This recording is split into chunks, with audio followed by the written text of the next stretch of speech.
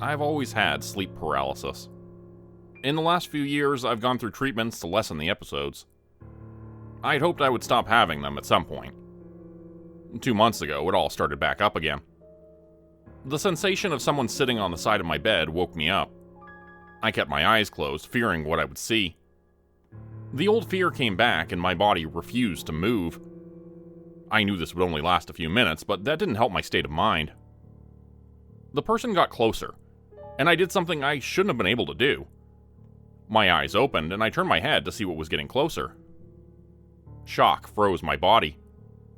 For a long few seconds, I was staring at a completely dark humanoid shape. No, it was like a void with 2 glowing white eyes. It crept closer on all fours towards me, and I finally screamed. I shot out of bed. A hand clawed at the back of my shirt as I fled. I frantically hit the light switch and turned around, my heart pounding. Nothing. This wasn't like any kind of previous experience I've had. But it must have been just the same kind of sleep paralysis I've always dealt with. I refused to believe some sort of inhuman thing crawled onto my bed. Until it happened again. The second night, I didn't wake up until I felt a weight on my body. I was half asleep, so I didn't remember the night before at that moment. It all came rushing back when I saw the same void resting ahead on my shoulder. I did what anyone would do in such a situation. I freaked out. I got out of bed, legs shaking and screaming. The thing reached out a hand and tightly wrapped it around my wrist. I felt something pop. By some miracle, I got away and turned on the lights. The signs of a struggle and the marks left on my wrist were the only thing that proved what I saw had been real. Over the next few hours, I didn't sleep, and a large bruise formed on my wrist. It hurt so much that I wasn't able to move it for the rest of the day. I needed to figure something out. If I told people close to me, they would assume it was just the sleep paralysis, or I wasn't in my right mind. I couldn't find much online, so I bought some sage from the local Wiccan store, along with whatever they recommended.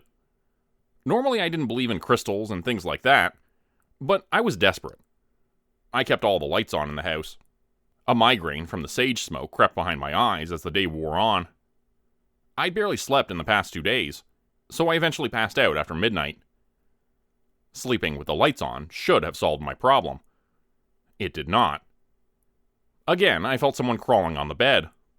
I moved, startling to that thing on all fours coming toward me. In a panic, I grabbed my blanket. Just before it landed on me, with claws out, I wrapped the blanket around the dark shape and held it down tight against the bed. I did not have any kind of plan beyond that. I just hoped the fabric would have kept the claws away from my face.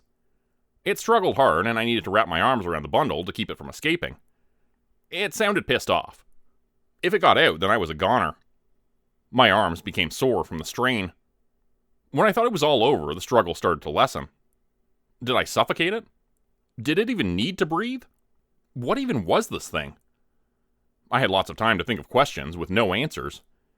I didn't dare let go, fearing the monster would get free and eat my face off. I was still scared as hell, but it also felt awkward holding the bundle for hours. My body gave out near dawn, and I foolishly nodded off. When I woke up, sunlight poured through the open curtains. The blanket was empty. I opened the pile of fabric and saw rips and tears that should have been my flesh.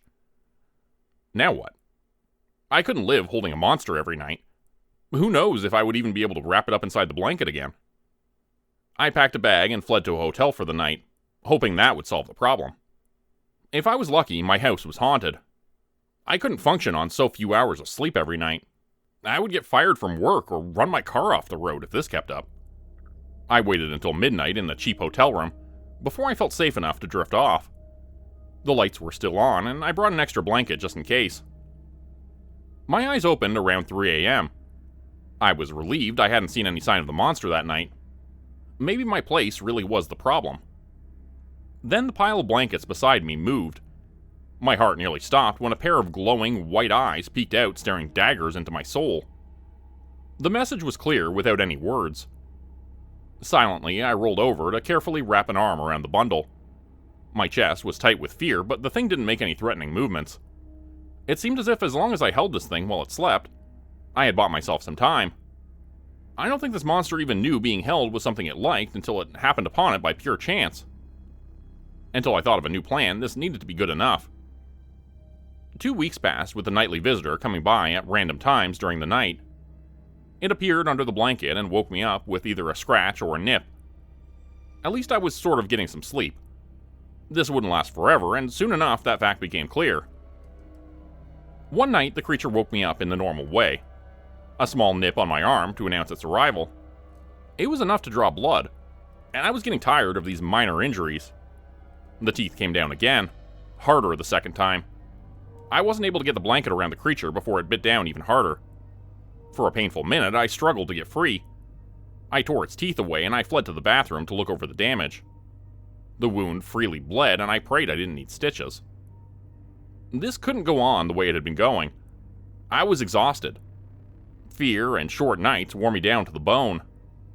I didn't know just how much longer this creature would hold back from eating me. I couldn't ditch it, and I didn't even know who to contact about something like this. A priest? Would one even listen to me? I did something I wasn't proud of. I decided to feed it. Wouldn't raw meat work? Not so much. Turns out this monster, this demon, was a picky eater. No matter what I brought into the bedroom trying to tempt it into a midnight snack, my arm remained the target. I was wounded, running on little to no sleep, and desperate when I started my plan. There is a small bar in town that serves cheap drinks. I rarely went to it because of the crowd that lingered there, but now I needed to go there for a gruesome purpose. Years ago, when I was in high school, I added a bunch of friends to my Facebook account. Then I never thought to remove them.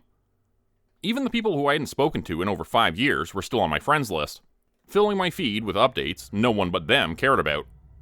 I knew that Kristen would be at the bar that Friday night. She often posted photos of her drinks, begging people to drop by for a hookup.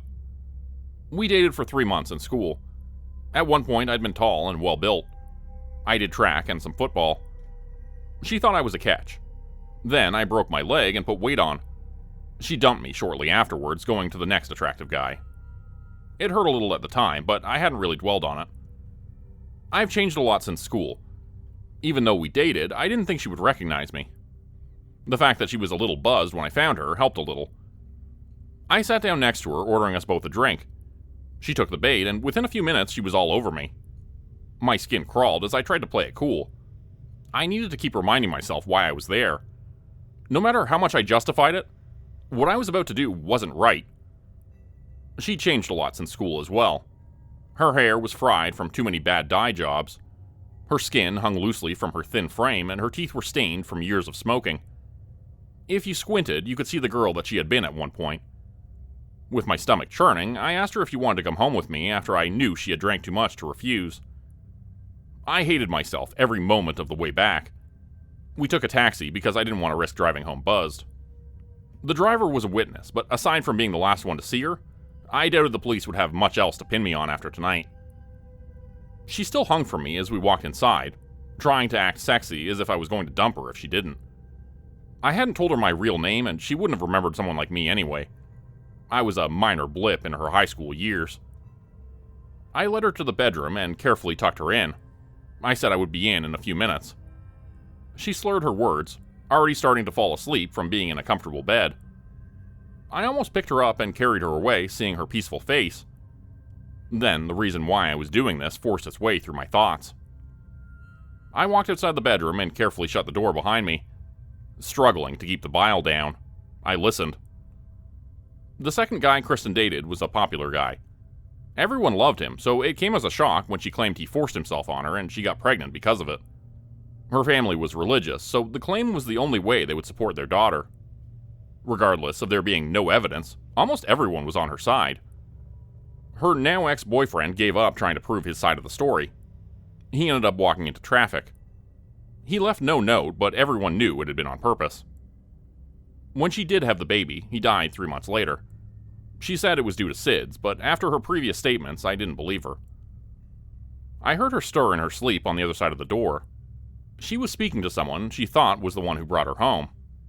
I sank to the ground and covered my ears with shaking hands, not wanting to hear the sin I was about to commit. I still heard it. I heard everything. The struggle, the screams, the bones breaking and flesh tearing. A horrible thought came to mind. Had she told the truth back in high school? And even if she wasn't innocent, did anyone deserve what was going on inside that room? The contents of my stomach came up. I ran to the bathroom to rid my body of everything I'd consumed that day. Dry heaves turned into sobs as I sat on the cold bathroom floor. The door opened and I shut my eyes tight, not wanting to see the monster I'd just fed. It sat down on the floor and gently wrapped an arm around my shoulder. I sobbed as it patted my head as I still refused to open my eyes. I was the same as this creature. No matter what I did from now on, nothing would change that fact. After wearing out my body, I fell asleep in the arms of a demon. When I woke up at noon, my head pounded. I was alone. For some odd reason, I felt slightly better. Had I gotten rid of that thing for good? Was it only after a meal? It took me another hour to gather the courage to open the door to my bedroom to find nothing. Aside from the blankets and sheets being missing, I didn't see any traces of blood from the night prior. I really was losing it. Tomorrow, I swore to turn myself into a doctor before I hurt anyone else. Did I really hurt Kristen? Or was last night a delusion? I didn't have her number, but I did still have her on Facebook. I grabbed my phone to open the app that had forced its way onto my home screen. I scrolled down, praying to see anything from her in my feed. My hands were shaking too much to type in her name to find her profile. My heart stopped when a post came up. It was a photo of her cat in a carrier posted 4 hours ago. She said she was excited to move. My knees fell out from under me and I sank to the floor. I've never been so relieved in my life. I don't know what caused the mental breakdown, but I was positive the past few weeks had been just that. I should have sought out a mental health specialist right then and there. But I knew once I went down that road, I risked losing some freedoms. I would go the next day. One more day wouldn't hurt. I would take a hot shower, make a nice dinner, and go to bed early. One good day before I started a difficult journey. After the shower, I realized I didn't have anything to make dinner. I triple-checked I locked the door, then left to the nearest grocery store. Some people gave nervous glances my way. I didn't blame them. My arms were scarred and covered in bandages from still healing wounds. The bags under my eyes made me appear 10 years older, and I'd lost a lot of weight in the past few weeks. Overall, I looked awful, but I felt fine for once. I splurged on some good steaks, wondering when the last time was I'd been able to eat one. My good mood lasted the entire way back home. My hand reached out to unlock the front door to find it slightly open. All the fear and dread came back with such force it knocked the wind from my lungs. I didn't want to go inside. Shaking my head, I tried to convince myself that I had just forgotten to close the door properly. That the new pair of shoes in the front hallway was something I had picked up during the mental breakdown. The empty cat carrier had always been sitting on the kitchen counter. I had always lived with a healthy Kristen with dark eyes and jet black hair. She smiled at my defeated expression. An orange cat jumped up on the table, purring as she reached over to rub his cheek. For a moment, I thought the cat was in danger. But she wasn't a predator to cats. No, she preferred something else. I silently started dinner with her watching my every move. She attempted to eat as if trying to be polite. She forced a few bites down and then got up to have a shower as I cleaned up. She had brought in a few bags of clothing while I was gone. New blankets had replaced the missing ones. The shower turned off and I sat on the couch running through my options for a few hours. The sun had long since set by the time I stood up to go inside the bedroom. She had been waiting the entire time. Moonlight came through the window, making her short white nightgown stand out.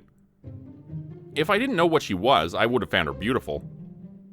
I picked up a small blanket off the end of the bed, then climbed in next to her, ready to go back to our normal routine. Carefully, she pushed the blanket away, her hand taking my own. She guided it down to her stomach, a playful smile on her face. Her eyes flashed white. Not a single word was said, and yet I knew what she wanted. I hate myself. I let a demon get comfortable in my home. I let myself get so worn down I accepted her every wish. I killed a person who I had no right to judge. And in a few months, I'll be the reason for another monster coming into this world. I may just become the first meal for this new little monster. At this point, I think I deserve it. Until then, I'll do my best to just get a good night's sleep. become a channel member today for early access, bonus videos, and special emojis only available to members. Check out the description below or click the join button for more info. If you'd like another way to help support the channel, please consider joining my Patreon page at patreon.com/JordanGroupeHorror. As a patron, you'll get access to bonus videos and content. You'll be credited at the end of every video going forward. And if you decide to stay for 3 months, I'll name a character after you, which will be featured in a Hollow's End story. Links to join the Patreon are in the description. Thanks everyone for listening. Please like, subscribe, and comment to help the channel continue to grow. And see you again next time at 4 p.m. Eastern Standard Time. Hope you have a great night.